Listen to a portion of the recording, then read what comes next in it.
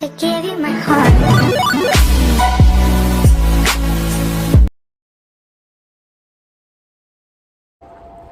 उसके बाद जब 2-3 दिन के बाद मेरे पास जो जो कॉल्स आते थे, यानी कि जो गवर्नमेंट सेंटर वालों के कॉल्स आते थे, यानी कि जो आपके एरिया के अंडर आता है ना, जहाँ से आप टेस्ट करवाते हो, तो उतने उतने एरिया में वो कॉल्स करके पूछते हैं जो जो भी उनके अंडर पेशेंट्स होते हैं कि आपका पल्स रेट क्या है, आपका ऑक्सीजन कैसा है, आपके सिम्टम्स कैसे हैं, ये सब वो पूछते रहते हैं। अगर आपकी कंडीशन उन्हें क्रिटिकल लगती है कि आपका ऑक्सीजन रेट डाउन जा रहा है या आपकी पल्स डाउन जा रही है या आपको थोड़ी ज़्यादा दिक्कत हो रही है किसी चीज़ में, आपको सांस लेने में दिक्कत हो रही है, तो वो आपको यही बोलेंगे कि आपको हम रेफ़र कर देंगे हॉस्पिटल में, आपको वहाँ जाना है। बट गवर्नमेंट है, इतने अच्छे से इतनी जल्दी काम तो करती नहीं है। सिर्फ कहना और करने में बहुत फ़र्क होता है। एक तरफ देखा जाए तो गवर्नमेंट के पास बेड्स नहीं है और दूसरी तरफ वो ये बोल देते हैं कि हम आपको फ़लानी जगह पे शिफ्ट करेंगे तो आपके पास कॉल आएगा, बट कॉल्स कोई नहीं आते हैं। क्योंकि ऐसा हुआ था हमारे साथ भी। जो मेरी मदर इन लॉ है, उनकी तबीयत ज़्यादा ख़राब थी थोड़ी, तो डॉक्टर ने बोला उनको कि आपको हम रेफ़र करेंगे हॉस्पिटल में, तो आपके पास कॉल आएगा, वो अपने आप चेक करने आएंगे और आपको गाड़ी लेकर जाएगी। बट ऐसा पूरे 14 दिनों में एक बार भी नहीं हुआ। सिर्फ उनका फ़ोन करके उनको बस पूछा जाता था कि उनकी तबीयत कैसी है कैसी नहीं है। कोई भी गाड़ी नहीं आई उनको लेने के लिए, ना ही कोई हॉस्पिटलाइजेशन हुआ, बिकॉज़ गवर्नमेंट के पास है ही नहीं जगह। लोग रो रहे हैं, लोग मर रहे हैं, तो कहाँ से वो बेड जो है प्रोवाइड करेंगे। उसके बाद अब 2-3 दिन बाद मेरी बात होती है कोविड सेंटर वाले किसी लेडी से। पता नहीं वो वहाँ की डॉक्टर थी, कौन थी, मुझे नहीं पता, बट वो हमें बता रही थी कि आपको दवाई कैसे लेनी है, हमारा मतलब सारे सिम्टम्स वगैरह पूछ रही थी कॉल करके। तो उन्होंने ही मुझे बताया, क्योंकि हम लोगों ने साथ साथ टेस्ट करवाया था, तो उनको पता था कि हमारे घर में कौन कौन पेशेंट्स हैं और किस किस ने टेस्ट करवाया। तो उन्होंने मुझे ऐसा बताया कि ऋतिक नैयर, यानी कि जो मेरा ब्रदर इन लॉ है, वो आपके घर में ही है ना। तो मैंने उनको बोला हाँ। तो उन्होंने मुझे बताया कि उनकी जो RT-PCR रिपोर्ट आई है वो पॉजिटिव आई है। मैंने बोला ओके। उसके बाद मैंने अपनी मदर के लिए पूछा, क्योंकि उनका भी RT-PCR साथ में ही हुआ था। उन्होंने बोला उनकी रिपोर्ट नेगेटिव है, जबकि मेरे ब्रदर इन लॉ को एक भी सिंगल सिम्टम नहीं था। अब ये पता लगने के बाद जो मेरा ब्रदर इन लॉ है वो भी हमारे साथ ही क्वारंटीन हो गया, बिकॉज उसको सिम्टम्स थे ही नहीं एंड हम लोगों को माइल्ड सिम्टम्स थे। मेरी मदर इन लॉ को थोड़ी ज़्यादा उनकी तबीयत थी, मतलब ख़राब, क्योंकि उनको BP और शुगर की प्रॉब्लम है, तो इसीलिए वो उनके साथ ना रहकर हमारे साथ ही रूम में शिफ्ट हो गया। उसके बाद क्या होता है, ऑलमोस्ट 1 वीक तक मेरी मदर जो हैं वो हमें लंच डिनर ये सब बना के देती रही। मेरे हस्बैंड जाते थे, क्योंकि मेरी मदर जो हैं वो मेरी ही गली में रहती हैं, तो ज़्यादा प्रॉब्लम नहीं हुई, वो खाना बना कर देती थी और मेरे जो हस्बैंड हैं वो हम लोगों को खाना दे देते थे। 1 वीक बाद क्या होता है, मेरी मदर की तबीयत भी ख़राब होनी शुरू हो जाती है। उनको खांसी बहुत हो रही थी। खांसी की प्रॉब्लम उनको शुरू से ही रहती है, पहले से भी, बट उनको बहुत ज़्यादा खांसी हो रही थी। उनको ऐसा लग रहा था कि खांसी के साथ मेरी सांस में प्रॉब्लम हो रही है, तो उनको लगा कि मुझे टेस्ट कराना ज़रूरी है, मुझे भी टेस्ट करा लेना चाहिए, मे बी शायद मैं पॉजिटिव हो गई हूँ। वही बात हुई, उन्होंने सेकेंड डे जाकर सुबह सुबह टेस्ट करवाया और वो भी पॉजिटिव थी।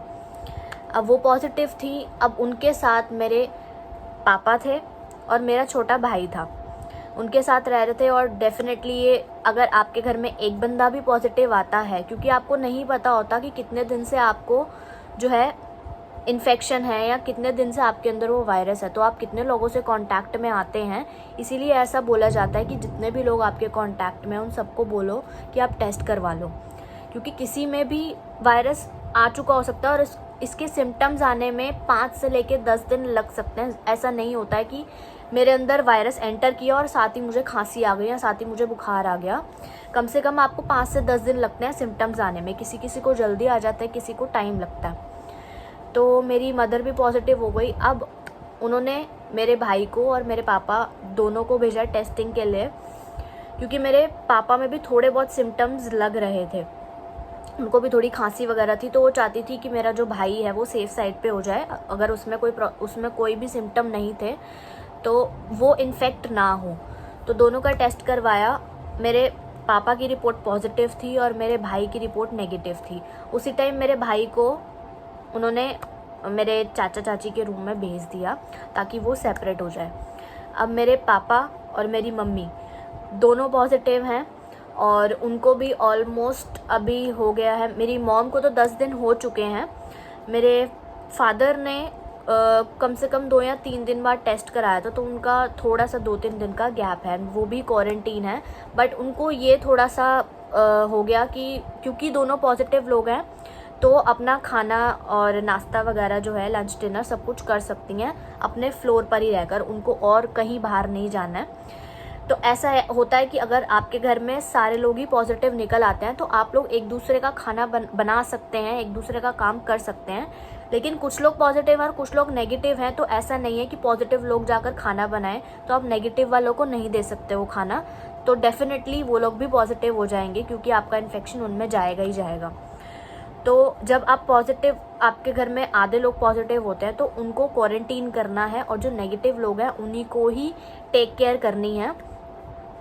उसके अलावा पॉजिटिव लोगों को कहीं बाहर नहीं निकलना है। अब बात आती है क्वारंटीन होने की। तो क्वारंटीन कितने दिन होना है, और ये बड़ा जो है ना, मतलब समझ में नहीं आता। मुझे भी समझ में नहीं आ रहा था कि मुझे लग रहा था कि सिम्टम्स तो मुझे पहले से हैं, तो मुझे शायद उस दिन से काउंट करना है कि तब तक मुझे क्वारंटीन रहना है, यानी कि मुझे 5-6 डेज पहले से सिम्टम्स थे, तो मुझे तब से लेके शायद 14 डेज तक या 17 डेज तक करना है। तो मुझे थोड़ा सा समझ में नहीं आ रहा था, बट ऐसा नहीं है। मैंने कुछ वीडियोस वगैरह देखी, थोड़ा सा समझा इस चीज़ को। तो ऐसा होता है कि जिस दिन आप टेस्ट कराते हैं आप उसी दिन से ही काउंट करते हैं अपना क्वारंटीन पीरियड।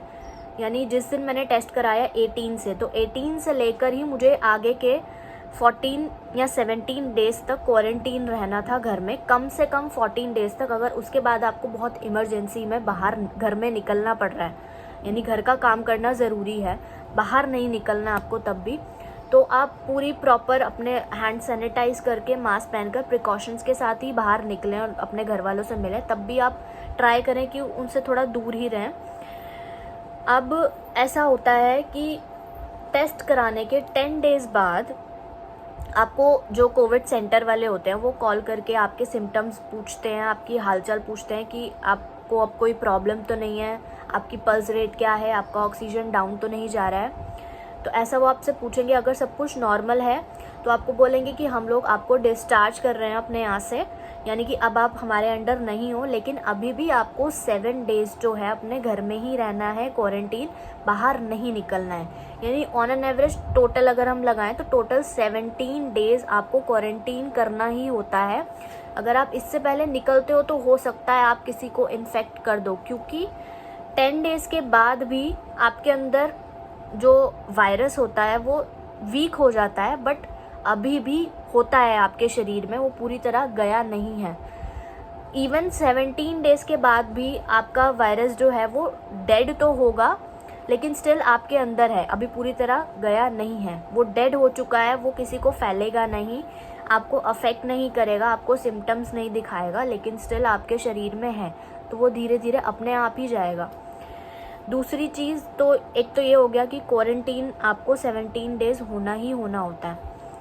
दूसरी चीज़ ये है कि उसके बाद भी आप अगर किसी से मिल रहे हो, कुछ भी कर रहे हो, तो प्रॉपर आपको मास्क पहन के सैनिटाइज़ करके, बाहर से आ रहे हो तो सैनिटाइज़ करना है, बाहर जा रहे हो तब भी प्रॉपर मास्क पहन कर ही जाना है, और इन केस ऑफ इमरजेंसी है तो तभी जाना है। अब एक बात मैं आपको और बताऊं कि टेस्टिंग में भी प्रॉब्लम्स हो रही हैं। जो RT-PCR टेस्ट है, कुछ लोगों का पॉजिटिव दिखाता है बट वो फॉल्स पॉजिटिव दिखा देता है, या नेगेटिव दिखाता है तो वो फॉल्स नेगेटिव दिखा देता है। क्योंकि जैसे कि मेरे ब्रदर इन लॉ को एक भी सिम्टम नहीं था, कुछ भी नहीं था, जब उसका नेगेटिव था तब भी नहीं था, और जब उसका पॉजिटिव आया तब भी नहीं था।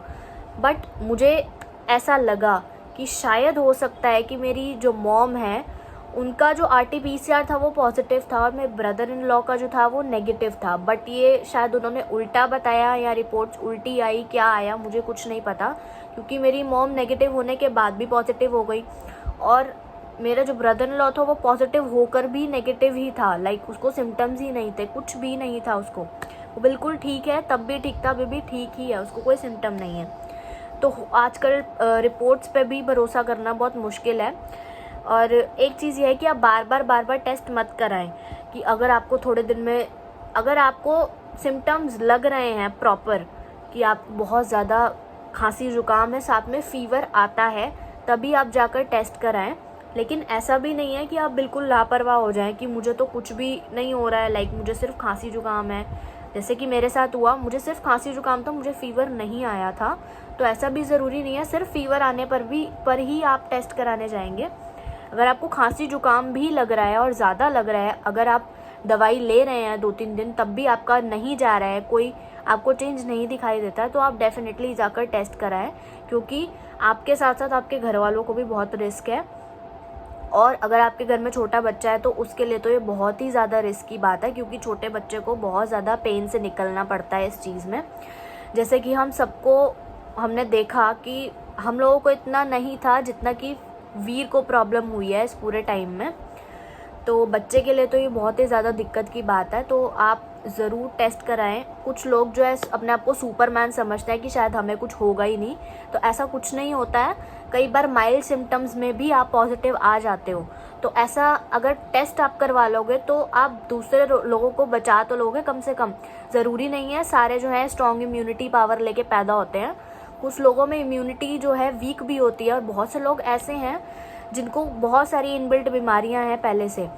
तो अगर आप उनको इन्फेक्ट कर दोगे तो उनकी तबीयत और ज़्यादा बिगड़ सकती है, ख़राब हो सकती है, क्योंकि आपको नहीं पता। आप घूमे जा रहे हो इधर उधर, तो कितने लोगों को पॉजिटिव कर दोगे आपको नहीं पता। तो उनके लिए प्रॉब्लम ना हो, इसके लिए आपको टेस्ट करा लेना ज़्यादा ज़रूरी है, अपने लिए भी और दूसरों के लिए भी। और दूसरी चीज़ ये होती है कि जब आप 17 डेज़ का क्वारंटीन पीरियड पूरा कर लेते हो तो आपको दोबारा टेस्ट कराने की ज़रूरत नहीं है कि मैं नेगेटिव हूँ कि नहीं हूँ। आप जब ठीक हो गए हो, आपको बिल्कुल सिम्टम नहीं है, तो आपको कोई ज़रूरत नहीं है कि आप दोबारा टेस्ट कराओ। अगर आप में सिम्टम्स रह रहे हैं तब आप जाकर टेस्ट कराओ, अदरवाइज़ आपको टेस्ट कराने की ज़रूरत नहीं है। बिकॉज जैसे कि मैंने बताया था अभी कि आपके जो बॉडी में डेड जो है वायरस रह जाते हैं, तो हो सकता है आप टेस्ट कराओ तो आपका दोबारा से पॉजिटिव आ जाए, जबकि आप ठीक हो चुके हो। फिर से पॉजिटिव आ जाएगा तो आप फिर से वहम में आ जाओगे कि अब मुझे फिर से क्वारंटीन होना है, बट आपको तब क्वारंटीन होने की ज़रूरत नहीं है, क्योंकि आपको सिम्टम्स ही नहीं है। तो ऐसा मत करें कि बार बार जाकर आप टेस्ट करा रहे हैं। जब आपको बहुत ज़्यादा ज़रूरत लगे आप तभी टेस्ट कराएं, आपको सिम्टम्स आएँ तभी टेस्ट कराएं। अब क्वारंटीन में आपको साफ़ सफाई का ध्यान तो रखना ही है, सैनिटाइज तो करना ही है प्रॉपर्ली। साथ ही साथ आपको खाना पीना बहुत अच्छा खाना है, जितना हो सके अच्छा खाना खाओ, जो आपको अच्छा लगता है वो खाओ। ऐसा कुछ नहीं है कि आप उबला हुआ खाना खाओ, आप मरीज हो आप ये वाला खाना खाओ, ऐसा कुछ नहीं है। आपको जो अच्छा लगता है वो खाओ, हेल्दी खाओ, ज़्यादा खाओ, ताकि आपका जो बॉडी है उस वायरस से आसानी से फाइट कर सके, आपकी वीकनेस दूर हो सके। और साथ ही साथ आप गर्म पानी पियो, एंड स्टीम तो बहुत ही ज़्यादा ज़रूरी है, क्योंकि इसमें कोल्ड होता ही होता है मोस्टली सबको। तो कोल्ड में नॉर्मली भी बोला जाता है कि आप स्टीम लें, तो आपका कोल्ड इकट्ठा ना हो, इन्फेक्शन लंग्स तक ना जाए। तो इसके लिए आपको प्रॉपर स्टीम लेते रहना चाहिए, 2-2 घंटे बाद, 4-4 घंटे बाद, जैसे भी आप ले सकते हैं। तो आप स्टीम लें बार बार, आप एक स्टीमर मंगा के रख लें तो वो ज़्यादा बेटर रहेगा। और साथ ही साथ अपनी दवाइयाँ जो भी आपको मिली हैं आप वो टाइम टू टाइम खाते रहें। तो आप थोड़े दिन में आप देखेंगे ऑलमोस्ट एक हफ्ते के अंदर या मैक्सिमम 10 दिन के अंदर आपका जो सिम्टम्स हैं वो डाउन आने लग जाते हैं। स्टार्ट होते हैं ये 5 to 6 डेज़ के अंदर अंदर, और धीरे धीरे ये बहुत ज़्यादा बढ़ने भी लगते हैं। किसी किसी में बहुत ज़्यादा एकदम हाई फीवर या बहुत ज़्यादा उसको प्रॉब्लम हो जाती है। लेकिन अगर आपको जब तक सांस लेने में दिक्कत नहीं हो रही है या बहुत आपका फ़ीवर उतर नहीं रहा है, वैसे तो ये फ़ीवर धीरे धीरे ही उतरता है, कम से कम 10 दिन तक भी आपका फ़ीवर जा सकता है, चढ़ेगा उतरेगा चढ़ेगा उतरेगा। तो आप अगर बहुत ज़्यादा इमरजेंसी केस आपको नहीं लग रहा है तो आप हॉस्पिटल ना भागें, क्योंकि हॉस्पिटल में बेड्स नहीं हैं, लोग ऐसे ही मरी जा रहे हैं, बाहर ऑक्सीजन नहीं है, किसी के पास बेड्स नहीं है। तो इससे ज़्यादा बढ़िया है कि आप घर में रह के अपनी केयर करें, उस चीज़ को बढ़ने ना दें, उसको कम करने की कोशिश करें, सारी प्रिकॉशंस लेते रहें, स्टीम लेते रहें, खाना खाते रहें, दवाई खाते रहें, तो आप डेफिनेटली थोड़े टाइम में ठीक हो जाएंगे। दूसरी बात ये है कि लोग एक दूसरे को देखकर पैनिक बहुत कर रहे हैं, क्योंकि बहुत सारे लोगों की हमने डेथ की खबर सुनी है इस क्वारंटीन पीरियड में, ये जो कोरोना की सेकेंड वेव अभी आई है, पिछले साल से भी ज़्यादा हमने इस साल में जो है डेथ सुनी है लोगों की।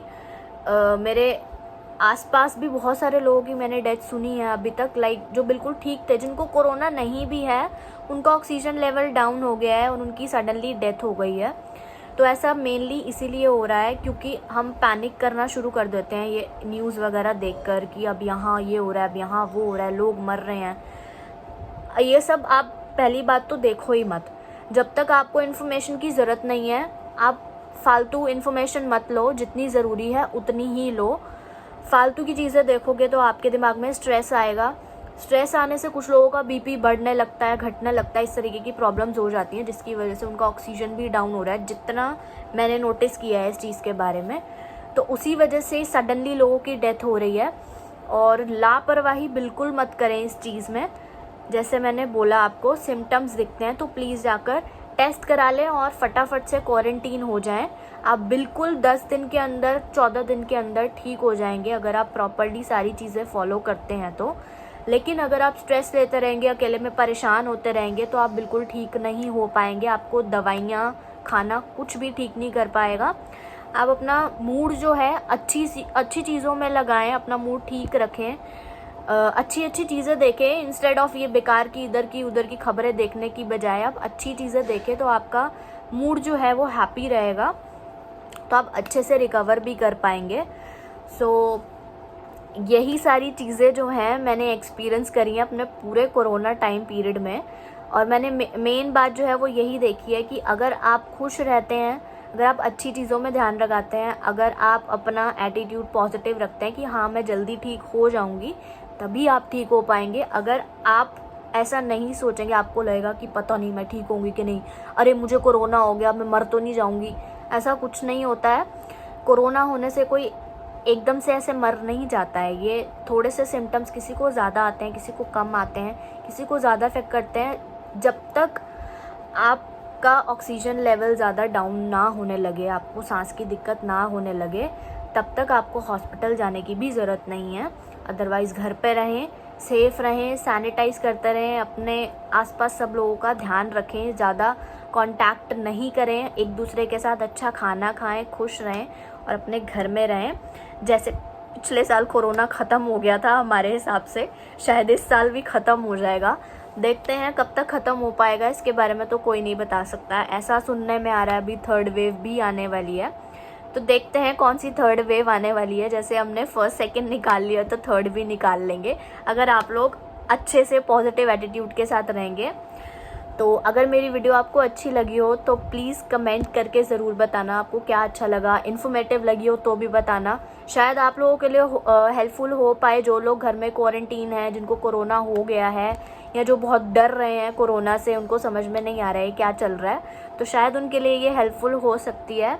एंड अब मैं डेफिनेटली काफ़ी सारी न्यू वीडियोस बनाने वाली हूँ। मैं ट्राई करूँगी रोज़ तो नहीं, लाइक मैं कोशिश करूँगी कि आपके लिए ज़्यादा वीडियोस बना सकूँ। तो प्लीज़ लाइक कर देना वीडियो को, कमेंट कर देना और सब्सक्राइब करना तो बिल्कुल भी नहीं भूलना है। आपने सब्सक्राइब करना ही सबसे ज़्यादा इम्पॉर्टेंट है, तभी मैं न्यू वीडियोस बना पाऊँगी। अगर आप सब्सक्राइब नहीं करोगे तो मैं किसके लिए वीडियो बनाऊँगी। तो मिलती हूँ मैं आपसे नेक्स्ट वीडियो में। Till then bye bye.